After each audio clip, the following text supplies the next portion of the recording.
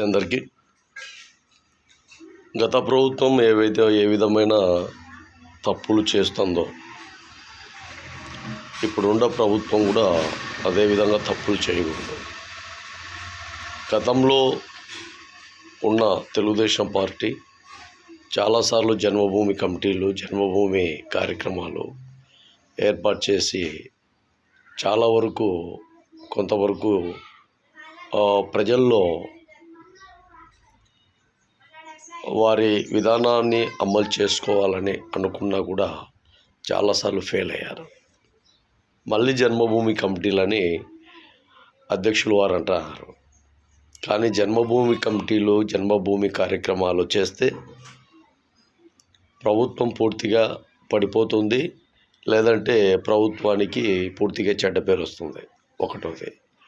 రెండవది, మీరు వచ్చిన నెలన్నర లోపే చాలామంది రేషన్ డీలర్షిప్ ఉంటే ఆ డీలర్షిప్లు కూడా పూర్తిగా తొలగించారు చాలా వరకు. ఇది కూడా కరెక్ట్ కాదు. చాలామంది వెహికల్స్ ఉంటే ఆ వెహికల్ను కూడా కొన్ని చోట్ల తీసేశారు. ఇది కూడా కరెక్ట్ కాదు. అధికారులను మార్పులు చేర్పులు చేయడం అనేది కరెక్ట్. అధికారుల మార్పులు చేర్పులతో సహా ప్రజలకు అందుబాటులో ఉండే విధంగా, ప్రజలకు అండదండగా ఉండే విధంగా ప్రభుత్వ నిర్ణయాలు ఉండాలి. ఈ బాగా గుర్తుపెట్టుకోండి. ఇప్పుడున్న తెలుగుదేశం పార్టీ అధికార నాయకత్వం, అధికార గుణగణం అందరికీ కూడా తెలియజేస్తున్నాం. ఎందుకంటే ఒక పొరపాట్లను సరిదిద్దుకోవాలంటే చాలా కష్టం. అధికారంలో ఉన్నప్పుడు పొరపాట్లు చేస్తూ